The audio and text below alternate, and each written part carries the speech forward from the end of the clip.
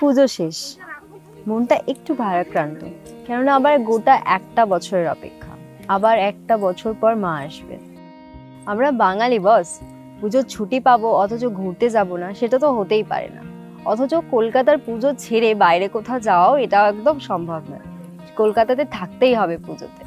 তাই সে কারণে যে পুজোর পরপরই একদম মাকে শ্বশুরবাড়িতে পাঠিয়ে যে কটা দিন ছুটি পেয়েছি অমনি একটা প্ল্যান করে ফেলেছি বাইরে বেরোনোর উদ্দেশ্যে। কোথায় যাচ্ছি? আরে বলছি এত ব্যস্ত হচ্ছ কেন? এমন একটা জায়গার সন্ধান দিতে চলেছি আজকে, যেটা কলকাতা থেকে খুব বেশি দূরেও নয়, ছোটখাটো তো ছুটিতে তুমি ঘুরেই আসতে পারো। যেখানে রয়েছে দিগন্ত বিস্তৃত পাহাড়, ঝর্ণা আর সবুজ সবুজ সবুজে ঘেরা জঙ্গল, যেটা তোমাকে একটা ছুটির মেজাজ তো দেবেই, তার সাথে সাথে ছুটির পর যে তুমি আবার কাজে যোগ দেবে তার জন্য একটা যথেষ্ট এনার্জি যোগাবে। কি ভাবছো কোন জায়গার কথা বলছি? আজ আমরা চলেছি রাঙামাটির দেশ পুরুলিয়া, যেটা কিনা বিখ্যাত ছৌ নৃত্যের জন্য। পুরুলিয়া নামটা শুনলেই চোখের সামনে একটা লাল রঙের একটা অঞ্চল ভেসে উঠছে না? এই জন্যই তো একে বলা হয় পলাশ ফুলের দেশ। তবে আমরা যেহেতু শরৎকালে আসছি, তাই রাঙা ফুল তো আমরা দেখতে পাবো না, কেননা পলাশ ফুল দেখতে গেলে আপনাদেরকে আসতে হবে মার্চ এপ্রিল মাসে। সেই সময় এখানের চেহারা সম্পূর্ণ রকম আলাদা। এখন যেমন আমরা শরৎকালে যাচ্ছি বলে একটা কাশফুল পাবো, যেটাও কিনা খুবই ক্যাচি, যেটা কলকাতায় তো আমরা পাই না। এখানে আসলে একটা সুন্দর একটা দিগন্ত বিস্তৃত কাশফুলের জঙ্গল পাবো। কিভাবে যাবেন, কোথায় থাকবেন, খাওয়া দাওয়ার ব্যবস্থা কেমন আছে, কি কি সাইট সিন করবেন, আর সব থেকে ইম্পর্টেন্ট হচ্ছে কোন সময় পুরুলিয়া আসতে পারবেন, এই সমস্ত কিছু সন্ধান দেব এই ভিডিওতে। সো কোনো স্কিপ না করে পুরো ভিডিওটা দেখবেন। তো চলো ভিডিওটা শুরু থেকে শুরু করা যাক। Welcome back to my channel explorer Puja, সঙ্গে আমি তোমাদের হোস্ট।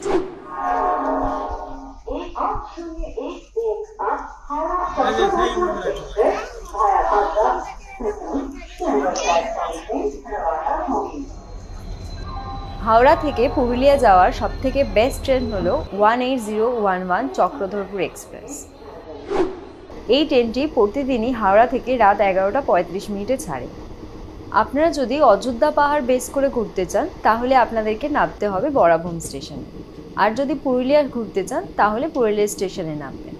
আমাদের পুরো ট্রিপটাই প্ল্যান করা অযোধ্যা পাহাড় বেস করে, তাই আমাদের গন্তব্যস্থল বরাভূম।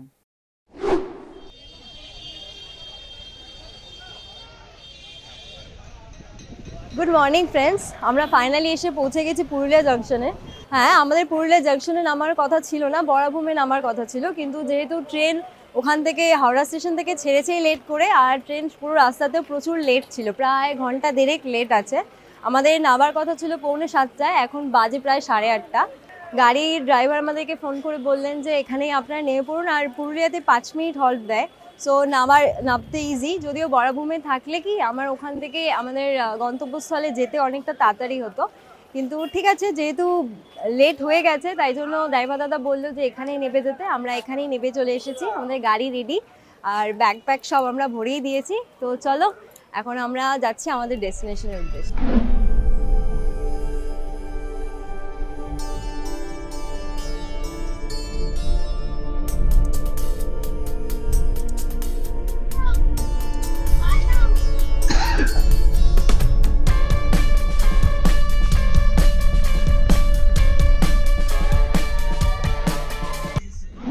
রাস্তায় যেতে যেতে একটা ইন্টারেস্টিং জিনিস দেখে আমরা দাঁড়িয়ে পড়লাম। দেখো সেটা কি? দিগন্ত বিস্তৃত কাশফুলের বাগান। শরৎকালে এসেছি, এটা একটা উপরি পাওনা। আমরা যারা কলকাতার বুকে থাকি, শহরের বুকে, এই কাশফুল মানে এইরকম দৃশ্য আমরা পাবো না। সো একদম মানে এই টেম্পটিং বিষয়টা একদমই মানে ধরে রাখতে পারলাম না। তো এই ড্রাইভার দাদাকে বললাম যে গাড়িটা থামাও, একটু কিছু ছবি তুলে নিই আর কাশফুল চোখ ভরে উপভোগ করে নিই, কেননা এটাই টাইম, এরপরে আর কোথাও পাবো না। কাশফুল তোলা আই থিঙ্ক আইনত দণ্ডনীয় অপরাধ নয়, কিন্তু আমি তুলতে পারছি না।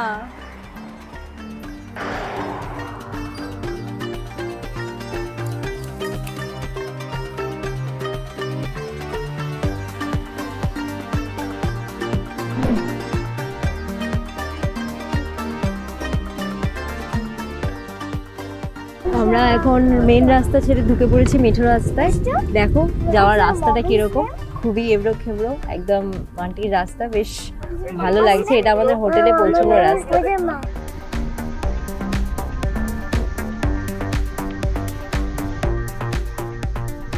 এখন আমরা পৌঁছে গেছি আমাদের গন্তব্যস্থল, আমাদের বুক করা রিসর্ট সোনকুপি বাঞ্জারা ক্যাম্প। আসতেই পেয়ে গেলাম একটা ওয়ার্ম ওয়েলকাম। চেক ইন পর্ব ডান। এখন আমরা রুমে যাব, রুম দিয়ে দিয়েছে। আর আমাদের রুমের নাম হচ্ছে বৃত্তালয়।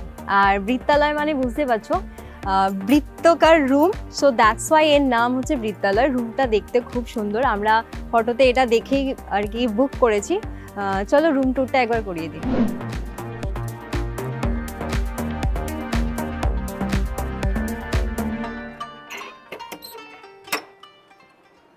ওয়াও, রুমের ভেতরটাও খুব বৃত্তাকার, তবে আমি ভেবেছিলাম বেডটাও মনে হয় বৃত্তাকার হবে, কিন্তু বেডটা বৃত্তাকার নয়। বেশ ভালো মোটামুটি। নিচে কার্পেট বেছানো রয়েছে, আর ডাবল বেডের একটা বেড রয়েছে, একটা ব্ল্যাঙ্কেট রয়েছে, আর এসির ব্যবস্থাও রয়েছে। ছোট্ট একটা টি টেবিল, একটা ছোট্ট কভার। বাথরুমটা আগে দেখে নিতে হবে, কেননা এটা সব থেকে বেশি ইম্পর্টেন্ট। ঘর যেরকমই হয় সেটা ম্যানেজ তবু করা যায়, তবে বাথরুমটা অবভিয়াসলি একটু পরিষ্কার হতে হয়।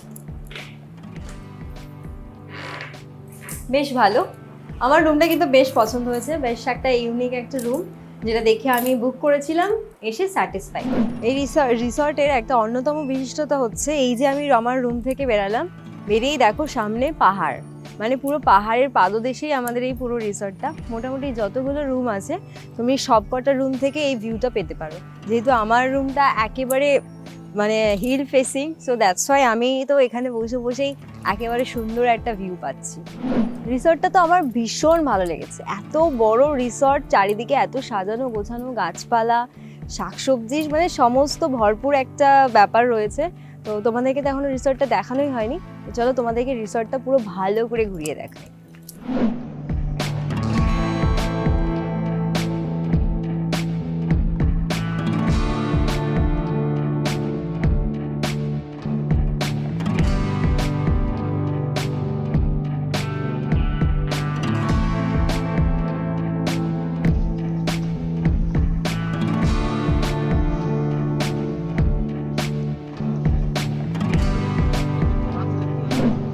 এদিকটায় জাস্ট দেখো, পুরো সুন্দরভাবে বাচ্চাদের পার্কের মতন করে সাজানো আছে। এখানে দোলনা আছে, প্রচুর দোলনা, একটা দুটো নয়, প্রচুর দোলনা রয়েছে, স্লিপ রয়েছে, মানে স্লাইড রয়েছে।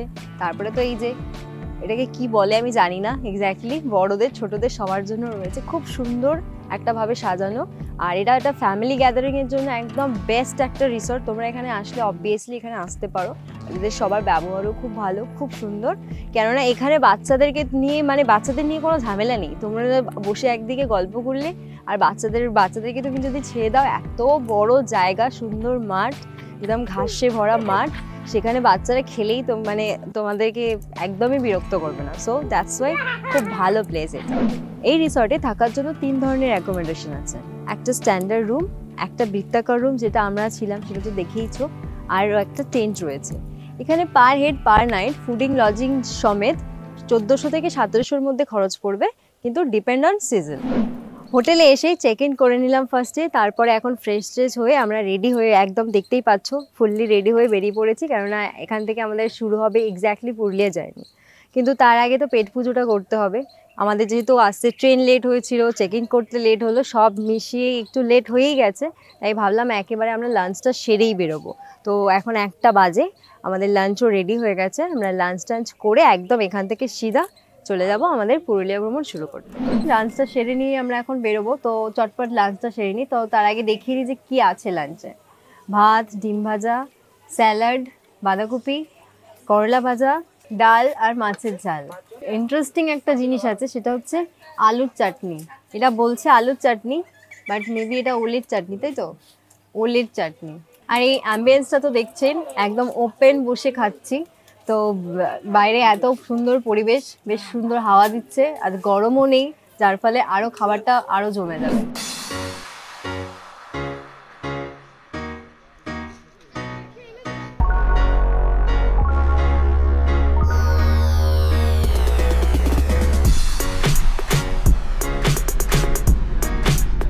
অপূর্ব লাগছে এই যাত্রাপথ, নিজের চোখে না দেখলে বিশ্বাসই করা যায় না। এখন আমরা চলে এসেছি পাখি পাহাড়। পাহাড়ের গায়ে প্রচুর পাখির ছবি রয়েছে, আর এখানে আসলে আপনি গাইড পেয়ে যাবেন। এখানে 100 টাকা বা 150 টাকা হিসাবে আপনাকে গাইড করে দেবে পাখি পাহাড়ে ওঠার জন্য। তো এখানে গাইড নিয়ে যাওয়াটাই বেশি বেটার, আপনাদেরকে অনেক সুন্দরভাবে গাইড করে নিয়ে যাবে। তো চলো এখন পাখি পাহাড়টা ঘুরে আসি।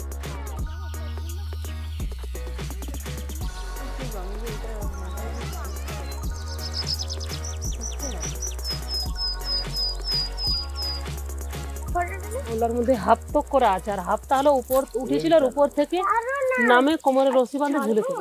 ওটাই তো বললাম, ঝুলে ঝুলে। হ্যাঁ, ওটা যেটা আঁকালা, আর যেটা খোদাই করা আছে হাফ, ওলাই এই বাঁশের মানে লোহার করে ভাড়া বাঁধে করেছে।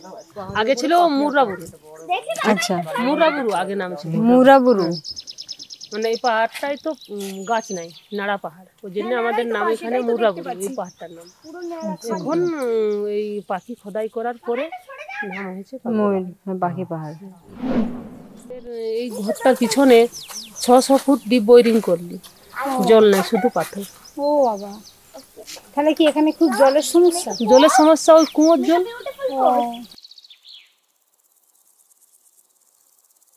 দিদি ভাইয়ের পাশে বসে।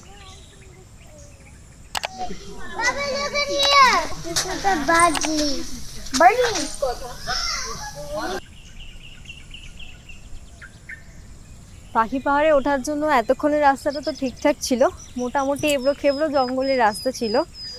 এত অবধি সবাই মোটামুটি আসতে পারবেন, কিন্তু এখনের রাস্তাটা তোমরা দেখতেই পাচ্ছ, খুবই এবড়ো খেবড়ো আর খুবই এলোমেলো আর কি, একটা পাথুরের রাস্তা। এখানে তো বয়স্ক বা বাচ্চাদের নিয়ে আসা একদমই উচিত না। যাদের ট্রেকিংয়ের মজা নিতে যাদের ভালো লাগে তাদের জন্য এইটুকুটা খুব ভালো লাগবে, একটা ট্রেকিংয়ের একটা এক্সপিরিয়েন্স আসবে, হয়তো খুব বেশি না, কিন্তু একটা ট্রেকিং টাইপের একটা ফিলিংস আসবে। সো দ্যাটস ওয়াই আমি এখন একটু ওপরের দিকে যাব, বাচ্চাদেরকে দিদাদেরকে নিচে বসিয়ে রেখে আমরা এখন যাচ্ছি।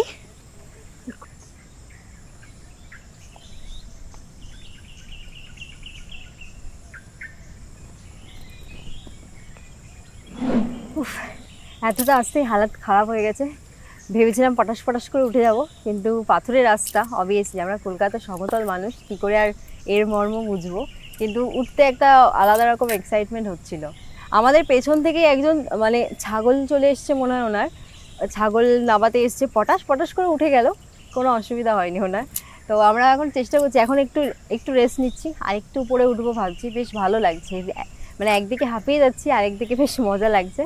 তো এখন একটু টাইম আছে আমাদের হাতে, এখনও সূর্যাস্ত হতে অনেকটা টাইম রয়েছে, তো হাতে যেহেতু একটু টাইম আছে ভাবছি এখানে একটু টাইম স্পেন্ড করব। সো এখন একটু রেস্ট নিই, তারপরে আবার পাখি পাহাড়ের একটা অন্যতম বিশেষত্ব হচ্ছে, পাখি পাহাড় হচ্ছে একটাই পাথরের পাহাড় আর ন্যাড়া পাহাড়, এখানে গাছপালা নেই, নিচের দিকে অবভিয়াসলি জঙ্গল রয়েছে, যেহেতু মাটি ধুয়ে ধুয়ে ওখানে গিয়ে জঙ্গল তৈরি হয়েছে। এই যে আমি যেখানটায় বসে আছি এরপর থেকে যে পাহাড়টা রয়েছে, পাহাড়টা পুরো ন্যাড়া, একটু পাহাড়টা দেখাও। তো দেখতেই পাচ্ছ পাহাড়টা পুরো ন্যাড়া পাহাড়, এর ওপর দিয়ে উঠতে হবে, যার ফলে এখানটা প্রচণ্ড গরমও রয়েছে। এতক্ষণ নিচ দিয়ে আসছিলাম, এতটা গরম লাগছিল না, যেহেতু জঙ্গলের একটা রয়েছে।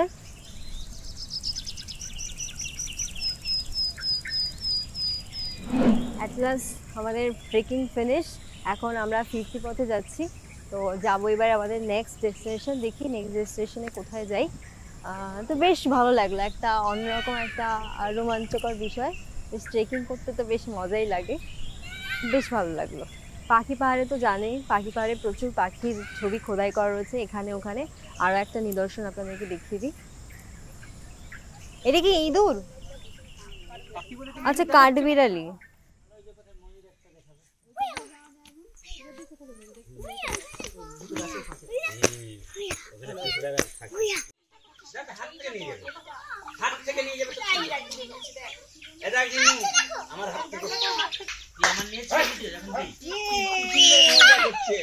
তুমি হাতে চাল নিয়ে করো, হাতে চাল নিয়ে করো।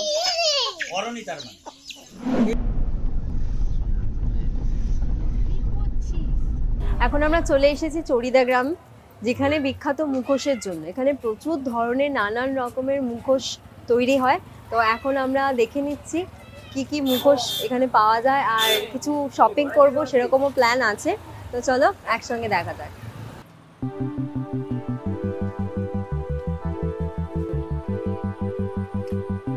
ভালো লাগছে এগুলো, সুন্দর সুন্দর। এটা দেখি, 350 টা অনেক। এন্ট্রান্সের দরজার ওপরে এরকম জায়গায় তুমি দুটো রেখে দিবে, এরকম। এগুলোকে নজর কাঠি বলে, দুটো একসঙ্গে জোড়া পাওয়া যায়।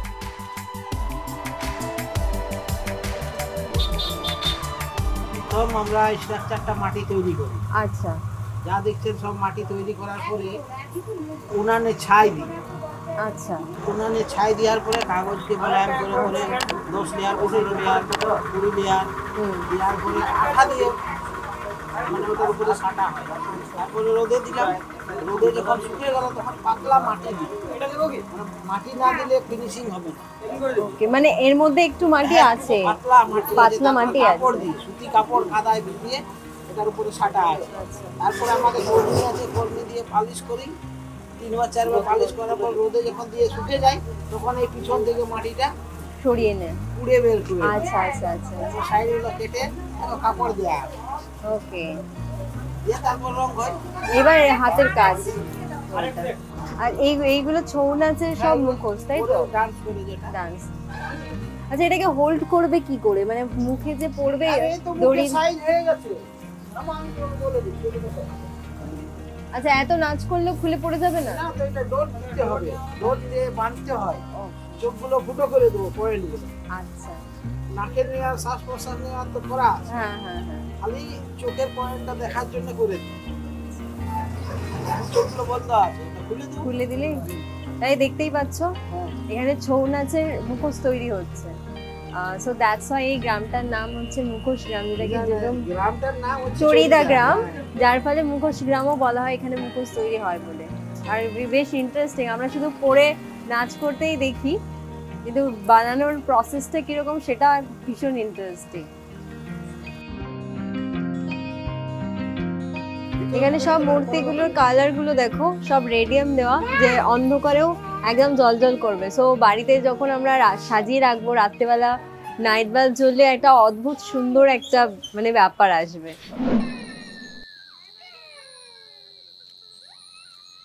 হাতে চপ মুড়ি, সঙ্গে একটা খাটিয়া। মানে আমাদের একটা কটেজ রুম বুক করা ছিল, তার বাইরের ভিউ এটা।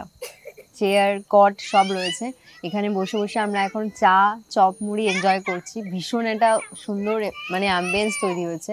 আর একটু ভালো করে শুনলেই নিশ্চয়ই শুনতে পাবে পেছনে ঝিঝি পোকার ডাক, কেননা চারিদিকটা তো পুরো ঘন জঙ্গলের মধ্যে এই রিসর্টটা। সো দ্যাটস ওয়াই প্রচুর ঝিঝি পোকার আওয়াজ, মানে সব মিলিয়ে একটা খুব একটা মানে মনোময় একটা দৃশ্য, খুব সুন্দর একটা মায়াবী একটা ব্যাপার তৈরি হয়েছে। সন্ধ্যাবেলায় আলোর সাথে সেজে ওঠার পর রিসর্টটা কেমন লাগছে দেখতে, সেটা আমি তোমাদেরকে এক ঝলকে দেখিয়ে দিচ্ছি।